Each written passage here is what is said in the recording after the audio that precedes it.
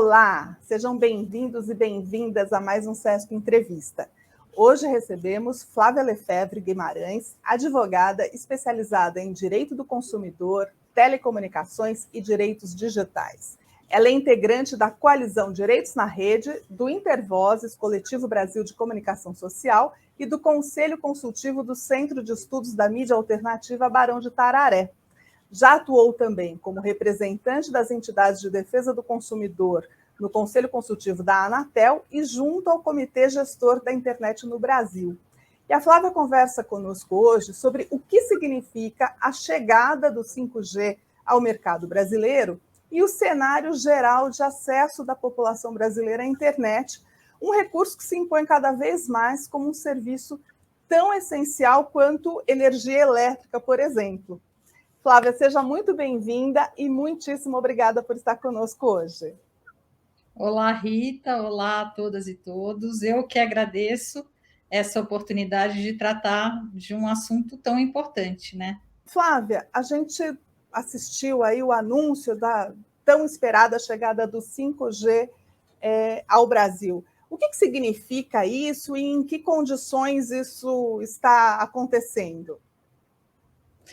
Bom, Rita, antes de tudo, é importante a gente dizer que toda evolução tecnológica ela é bem-vinda, né? Então, nem de longe, a despeito de todas as críticas que nós temos a como se deu a licitação, né, das 4 frequências, né, que foram leiloadas, né, em novembro do ano passado, a despeito de todas as críticas, nós somos incentivadores das evoluções tecnológicas, desde que elas se deem, né, com respeito ao interesse público, né? E no nosso entendimento das entidades, né, que integram a Coalizão Direitos na Rede, que é um coletivo de mais de 48 entidades que trabalham direito da comunicação, direitos fundamentais, direito do consumidor, né, acadêmicos, né, ativistas,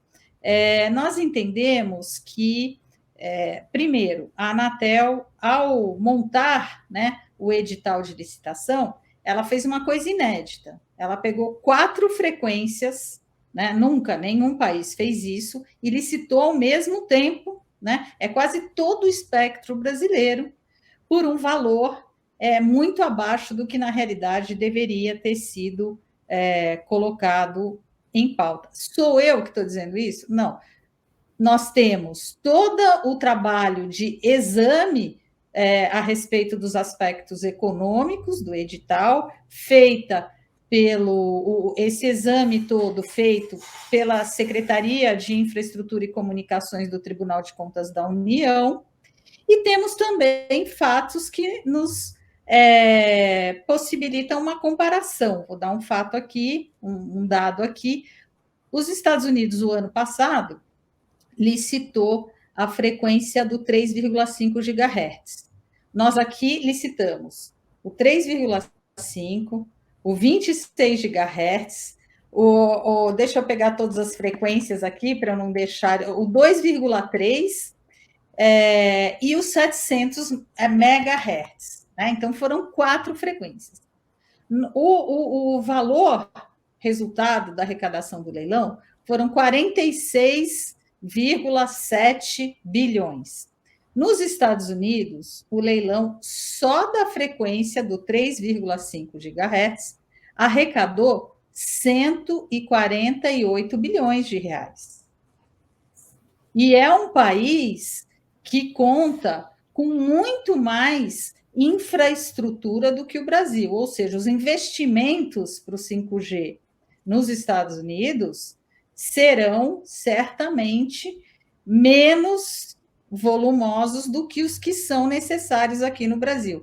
Então, se a gente fosse fazer uma comparação, a gente deveria ter o valor do leilão aqui muito superior, porque não só a gente licitou 4 frequências, como a gente está falando de um país que tem uma demanda por fibra ótica, por infraestrutura, por estações radiobase, antenas muito maior do que os Estados Unidos. Porque o pessoal acha assim, o 5G é uma tecnologia wireless, né? A tecnologia móvel e tal. A tecnologia móvel, ela tem de estar amparada em fibra ótica, e não é pouca, né? Porque o 5G, ele tem alta capacidade de tráfego, a capacidade de tráfego é 20 vezes maior do que no 4G, então a gente precisa de muita infraestrutura. E dentro da Anatel, houve uma série de aspectos que não daria tempo da gente ficar conversando aqui do seu programa, mas quem quiser, está tudo no voto do TCU, o relatório integral da CENINFRACOM está lá, apontando quais os equívocos que a Anatel cometeu, né, que resultou na depreciação do valor do leilão. E não só isso, consequentemente, as contrapartidas que foram atreladas a essa licitação, contrapartidas relativas a ampliar a infraestrutura de 4G, porque nós temos uma demanda, né, um fosso digital imenso, né, ainda no 4G, também foram contrapartidas muito reduzidas e muito insuficientes para atender esse fosso digital que a gente tem, e também muito inferiores ao valor de exploração dessas frequências que as empresas que ganharam o leilão terão. Então, nós tivemos um leilão que respeitou muito pouco o interesse público, né? E que, infelizmente, era um momento em que o Estado brasileiro poderia exigir, né, contrapartidas para democratizar o acesso à internet, ainda pelo 4G, né, e perdemos essa oportunidade. Então, lamentamos bastante o que aconteceu.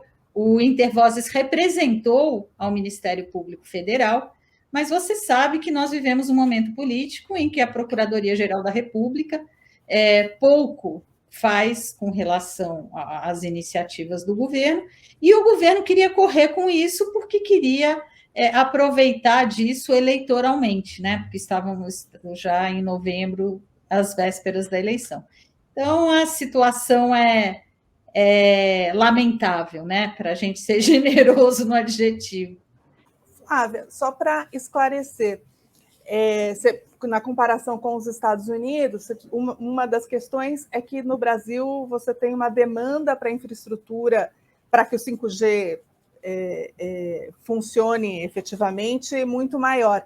E essa infraestrutura tem que ser providenciada pelo poder público. Não, essa infraestrutura, a regra, né? A Anatel falou o seguinte: olha, eu vou fazer um leilão que não será arrecadatório. O que significa isso? Eu vou cobrar menos para os cofres públicos e vou exigir mais investimentos em infraestrutura como contrapartida, né? Quais foram as contrapartidas estabelecidas, então, pelo leilão, né? Para cada frequência, a gente teve um tipo de infraestrutura, de contrapartida. Para a frequência dos 700 MHz, as empresas terão de fazer investimentos de 4G em localidades e em trechos de rodovia, porque, por incrível que pareça, né, nós fizemos a privatização do sistema Telebrás em 1998, e até hoje a gente tem grandes vácuos de cobertura do 4G, que hoje é o principal meio de acesso à internet, como tem apontado as pesquisas do Comitê Gestor da Internet, que faz pesquisas de acesso desde 2005 por intermédio do CETIC-BR. Para a frequência do 3,5 GHz, você tem as contrapartidas de instalação de infovias para os programas da Amazônia Integrada, né, o PAIS, e uma rede privativa de comunicação para a administração pública federal. Depois, na frequência do 2,3 GHz, também são contrapartidas em 4G, em localidades e municípios, e na 26 GHz, nós temos os compromissos de conexão de escolas públicas, isso por pressão do Congresso e do Tribunal de Contas da União. Além disso, né, tem as obrigações relativas à infraestrutura propriamente do 5G. E não é pouco investimento, o investimento é pesado, porque quanto mais potente, com quanto mais capacidade de tráfego uma frequência tem, menos alcance espacial ela tem. Então, como o 5G é uma tecnologia com alta capacidade de tráfego, essas frequências elas têm pouco alcance espacial, então você precisa de mais antenas, tá? E essas antenas têm que estar ancoradas em fibra ótica, né? Então a gente precisa de muita fibra ótica, o Brasil não tem hoje.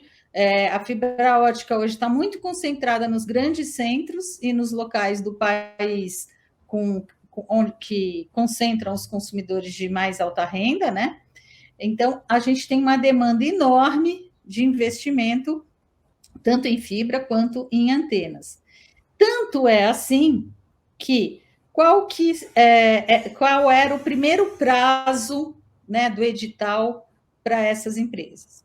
Deveria agora, em julho, de acordo com o edital, você ter todas as capitais conectadas com 5G, a tecnologia de 5G já disponível.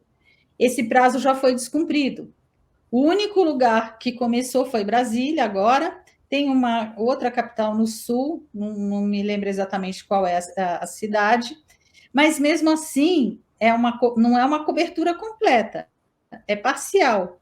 Até porque seria surpreendente se, por exemplo, Brasília inteira estivesse coberta, né? Porque a gente sabe que mesmo nas cidades, né, onde você tem uma concentração de infraestrutura, como é o caso de São Paulo, como é o caso de Brasília, né?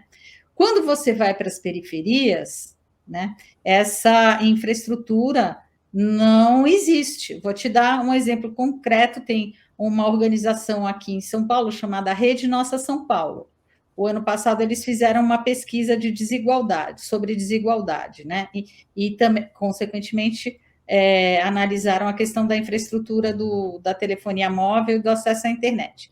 Eles apuraram o seguinte: no Itaim Bibi, que é o bairro rico aqui de São Paulo, você tem 48,3 antenas por quilômetro quadrado. 48,3 antenas por quilômetro quadrado. Quando você vai para Marcilac, que é um bairro na periferia aqui de São Paulo, você tem 0,02 antenas por quilômetro quadrado. Então, você veja a desigualdade na distribuição da infraestrutura. Aí, se você pega os parâmetros de qualidade da União Internacional de Telecomunicações, que é o órgão da ONU que estabelece os parâmetros, né, de telecomunicações para mais de 120 países, o que ele fala? Fala o seguinte: para você ter um serviço móvel com um padrão mínimo de qualidade, você deve ter, no máximo, 1.500 usuários por antena, né?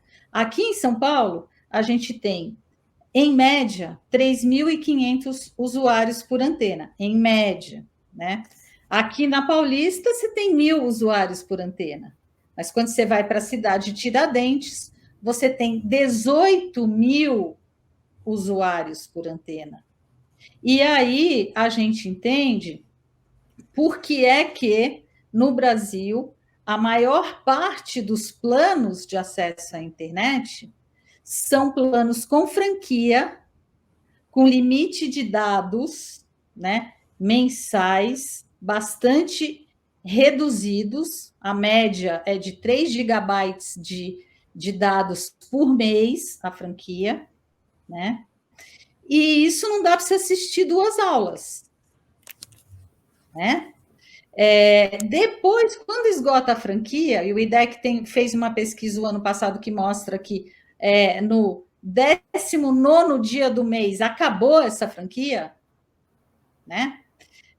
A pessoa só acessa o WhatsApp e o Facebook, com uma quebra de neutralidade da rede clara, né? Porque o Marco Civil da Internet, aprovado em 2014, lá no governo da presidenta Dilma, ele estabelece que o serviço de conexão à internet deve estar acessível a todos, ou seja, estendeu o caráter universal para esse serviço e diz expressamente que o serviço de conexão à internet é essencial para o exercício da cidadania. Então, a gente tem hoje, predominando no Brasil, planos de internet que te dão cidadania para milhões de brasileiros até o 19º dia do mês. Do 19º dia do seu mês contratual até você recarregar seu crédito de novo, você não é cidadão. Então, acontece o que aconteceu na pandemia. Você não consegue acessar os programas sociais, os benefícios sociais, que hoje é tudo pela internet. As famílias dividem um plano para a mãe trabalhar, o pai trabalhar, os filhos estudarem. E para te dar uma dimensão, a pesquisa do CETIC diz o seguinte, que nas classes D e E, 96% dos internautas acessam a internet exclusivamente pelo celular, com esses planos com franquia. Na classe C, são 60%. Então, a gente está falando da grande... São mais de 100 milhões de pessoas, Rita. Né? Então, essas contrapartidas todas, né, que a gente vê aí, é como o Tribunal de Contas da União falou. Nós vamos ter que acompanhar, porque os ganhos que se espera, né, desse leilão, eles são uma expectativa. Vai depender de as empresas, de fato, fazerem os investimentos que assumiram, e a gente sabe muito bem, por um histórico de mais de 20 anos da Anatel, que a Anatel não é muito boa em fiscalizar as empresas, né? Então, como o próprio Tribunal de Contas da União tem apontado.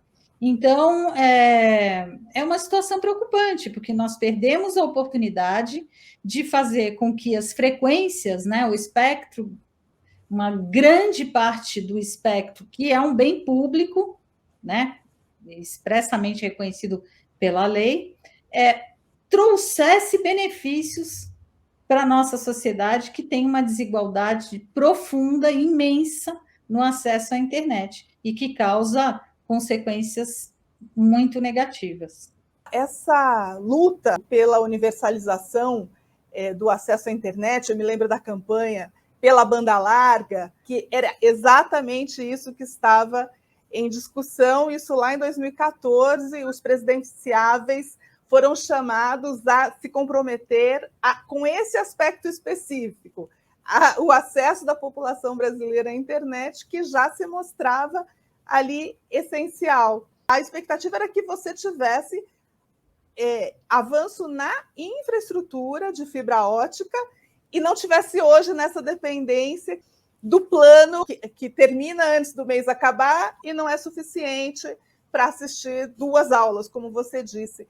Há caminhos para se retomar essa demanda de investimento em infraestrutura, Flávia? A gente consegue recuperar isso para que a população brasileira possa ter acesso a serviços essenciais? Olha, Rita, que bom que você perguntou isso, né? Porque, assim, a gente tem que fazer uma retrospectiva e lembrar que em 88, a gente teve a aprovação da Constituição Federal, que, apesar de ser uma Constituição calcada no sistema capitalista, mas ela tem muitos fundamentos, né? Ela está muito estruturada sobre os fundamentos do Estado do bem-estar social. Ela atribuiu ao Estado, né, a responsabilidade pela garantia de diversos serviços: água, energia elétrica, gás, telecomunicações, enfim. Então, a gente ficou animado, falou, puxa vida, então passado, né, o período de ditadura, a gente tem uma Constituição com garantia de direitos sociais, direitos fundamentais e tal. Em seguida, o que aconteceu? Em 90, o Brasil elegeu o Fernando Collor, que editou uma lei de reforma do Estado, já preparando tudo para as privatizações. Ele foi impeachmentado, né? Mas daí veio o Itamar Franco, veio o Fernando Henrique, e o Fernando Henrique, então, né, promoveu uma série de alterações na Constituição, né? Porque as telecomunicações, pela Constituição, tinham que ser prestadas pelo Estado, como vinha sendo prestada pelo sistema Telebrás, né? Então, reformulou-se, então, fez-se uma emenda na Constituição Federal e se previu ali que haveria a edição de uma lei, né, que desse suporte aí a esse novo modelo neoliberal de exploração das telecomunicações, que haveria um órgão regulador e tal. Bom, então fez-se a Lei Geral de Telecomunicações. Isso era 1997. Em 97, se você pegar todos os doutrinadores que tratam da questão da sociedade da informação, da tecnologia da informação, em 97 isso já era uma realidade, né?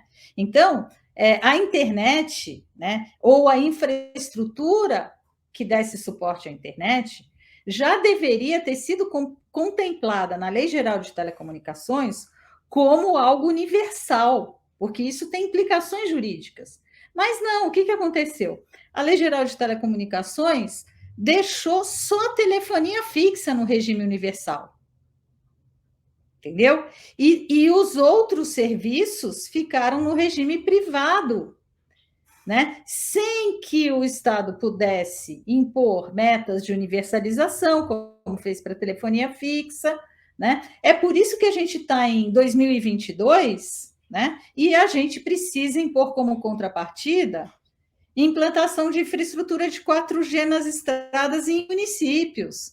Quer dizer, isso já deveria ter sido atendido. E isso prova que, se a gente botar na mão do mercado a tarefa de universalizar, é algo que não dá certo, né? Até porque não é papel da empresa universalizar acesso, é papel do Estado universalizar acesso. Mas, infelizmente, desde a edição da Lei Geral de Telecomunicações até agora, né, o que a gente viu foi um processo de privatização da privatização.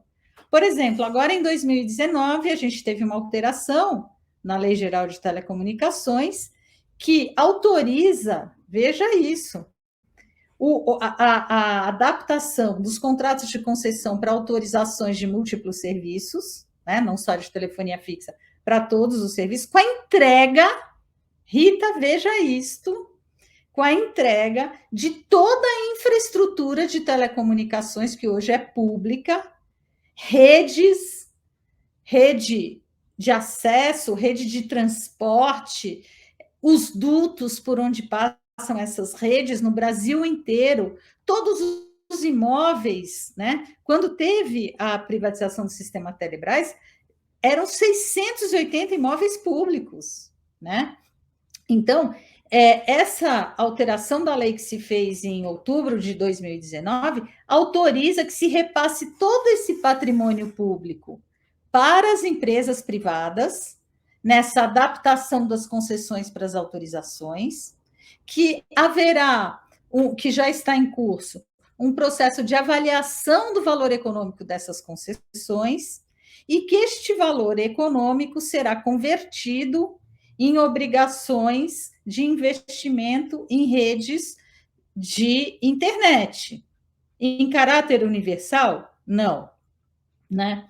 E aí a gente entra novamente nos problemas que a gente assiste na Anatel. A Anatel fez essa avaliação, chegou à conclusão de que isso vale todo o valor das concessões vale 22,6 bilhões, sendo que o Tribunal de Contas da União estima, né, porque como a Anatel não promoveu o controle desses bens, né, do acervo de bens, do equilíbrio econômico-financeiro dos contratos de concessão esses anos todos, o Tribunal de Contas estimou em 2016 que o valor de todos esses bens seriam 123 bilhões. E a Anatel avalia agora que tudo, as concessões inteiras, valem 22,6. Considerando que vai ser esse valor que vai orientar os próximos investimentos em rede de banda larga, você veja o quanto nós estamos sendo lesados. E mais, as empresas estão cobrando indenização por supostos, por alegados prejuízos econômicos que teriam sofrido durante o decorrer do contrato. Então, dizem que querem ser indenizadas em 36 bilhões. Né? Ou seja, nessa conta, né, entre o valor da Anatel e o das empresas, a União vai sair devedora. E nós, consequentemente, não teremos os investimentos que deveríamos ter. Né? Então, o caráter universal, né, desse serviço, que é essencial, né, porque, assim, estende-se, né, pela teoria do direito administrativo, você estende o caráter universal para os serviços que são essenciais. E a gente já tem o reconhecimento da essencialidade desse serviço onde? Do serviço de conexão à internet. No Marco Civil da Internet, que fala expressamente, o serviço de conexão à internet é essencial para o exercício da cidadania.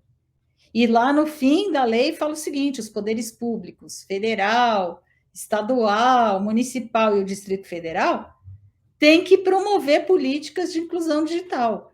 Mas o que a gente tem visto é uma dificuldade muito grande em a gente fazer valer esses direitos. Né? E o modo como se deu o leilão, né, das frequências para o 5G são um reforço, corrobora, né, essa crítica aqui que a gente tem feito, crítica esta com amparo, vou repetir aqui, frisar bastante para não parecer que é uma coisa da nossa cabeça, com amparo num levantamento e na análise que foi feita pelo Tribunal de Contas da União.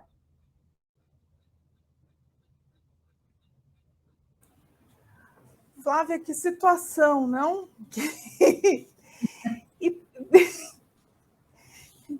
Digamos que o Estado brasileiro, a sociedade brasileira, os governantes recobrassem o senso de dever e a consciência em relação a isso, como reverter esse descaminho? Bom, Rita, nós, da Coalizão Direitos da Rede, e nós que, antes da existência da coalizão, a coalizão está com mais de 3 anos agora, mas nós antes estávamos reunidos na campanha Banda Larga é um Direito Seu, que foi quando a gente fez os diálogos conectados lá, né, ao qual você se referiu, que aconteceu aí no sindicato, que a gente conversou com a Dilma, com a Marina, né, na época tal. A gente entende que não precisa alterar a lei para se fazer isso, né? A Lei Geral de Telecomunicações, ela tem um dispositivo lá e que a gente apresentou isso para o governo da presidenta Dilma, né? Ela tem lá um dispositivo que diz que, por decreto, o Poder Executivo pode estender o regime público, que é o regime universal, para serviços que sejam essenciais. Considerando que a gente teve um reconhecimento pelo Marco Civil da Internet, que a conexão que o serviço de conexão à internet é um serviço essencial, nós esperamos que o próximo governo, né, ainda que hoje fazendo uma série de coalizões para garantir que a gente se livre, né, desse karma, porque só posso ver como karma um país ter um presidente como o presidente Bolsonaro, né? A gente deve estar pagando algum karma, aí só pode ser. Então, esperando que esse karma se cumpra e que o ano que vem esteja eleito o presidente Lula, né? Que o próximo governo, a despeito das alianças que tem feito, o que nos preocupa um pouco, se por um lado é uma esperança de a gente reunir forças, né, para ganhar a eleição e para conseguir formar um Congresso menos ruim, porque também a gente tem que pensar que, por conta das campanhas de desinformação, tal, foram eleitos muitos deputados de extrema direita, extremamente inexperientes, enfim, um Congresso muito pouco qualificado, né, com as questões públicas, né, especialmente no que diz respeito às questões públicas, que a gente tenha um próximo cenário que, a despeito das alianças que estão sendo feitas, que nos permitam fazer uma reformulação e recolocar a questão das telecomunicações e do acesso à internet no compasso do interesse público, porque é bom para todo mundo, porque já está todos os fóruns internacionais, inclusive os dos países ricos, dos países mais capitalistas, têm um reconhecimento claro de que cada investimento de $1 que você faz em infraestrutura de banda larga, você tem um retorno em termos de cultura, educação, desenvolvimento econômico, tudo imenso, você tem uma baita de uma repercussão, né? Então, a gente não pode, eu quando vejo as propagandas aí na televisão de 5G, mostrando as crianças, né, vendo aqueles desenhos, aquelas coisas, eu não consigo deixar de pensar que a gente está caminhando, né, para uma outra etapa, que é o seguinte: vamos passar para uma outra tecnologia melhor e tal, e vamos deixando para trás milhões de pessoas, né? Porque se você tem um grupo muito reduzido de crianças que vai ter acesso a essa tecnologia, né, você tem milhões de outras crianças que não conseguem assistir aula, que não conseguem, ainda que não seja no cenário da pandemia, né, ter acesso aos mecanismos, às ferramentas de ensino, a TIC, né, as TIC, de modo que elas possam estar em condição de igualdade com essas outras crianças, né? Não é possível achar que você, por um dispositivo móvel, você vai conseguir estudar da mesma forma que alguém que tem um computador em casa, porque você tem um limite de capacidade para fazer download de apostilas, você tem dificuldade de acompanhar um streaming, de fazer uma visita por museus, de você assistir filmes, enfim, tudo o que é tão importante para você construir a cultura e a educação de uma pessoa. Então, eu espero que o presidente Lula esteja abra um espaço de diálogo com relação a isso e que esteja sensível para essa desigualdade. Porque se a fome é uma preocupação tão grande, né, e a gente sabe que e os governos do PT foram tão eficientes para reduzir isso, a gente sabe que hoje a internet tem um papel muito importante também para reduzir a fome, né? Na medida em que propicia para as classes de média e baixa renda a possibilidade de crescerem, de fazerem seus negócios, enfim, de reduzirem, em alguma medida, a condição, né, em relação ao mercado de trabalho e tudo isso. Então, vamos ver o que vem por aí e torcer para que a gente consiga, né, a sociedade civil, fazer chegar no governo e a gente reverter essa situação e fazer com que o valor das concessões, de fato, revertam para o benefício social, porque esse valor não é pouco, isso não vale 22 bilhões nem aqui, nem na China, entendeu? Fazer com que o dinheiro do FUST, que a gente pagou durante tanto tempo e não foi usado, reverta também em benefício da população, e que essas contrapartidas do 5G que agora foram contratadas, de fato, sejam cumpridas e a gente consiga cobrar das empresas que façam os investimentos e atendam as metas que já começaram a não ser cumpridas, né? É mais uma frente de batalha essencial e que, como você disse, isso é importante para todo mundo, porque para além de possibilitar o exercício da cidadania e de promover justiça social, é também quesito essencial para o desenvolvimento nacional. Você precisa, a indústria brasileira, a economia brasileira precisa, por exemplo, ganhar competitividade. Isso exige mão de obra qualificada. E um dos pontos essenciais para a gente avançar em educação é acesso, não é? A educação à distância, os recursos de internet nas escolas, o acesso das escolas é fundamental. Então, isso é uma batalha de todo mundo e é uma batalha da engenharia. O uso dos recursos do FUST para investimento em telecomunicações está no projeto Cresce Brasil, mais engenharia, mais desenvolvimento desde 2006. Desde então, isso foi se atualizando para o que, convergindo com essa ideia da universalização da banda larga. Flávia, eu te agradeço muitíssimo por essa aula, sua disponibilidade de nos esclarecer tanta coisa importante. Muito obrigada por ter participado conosco.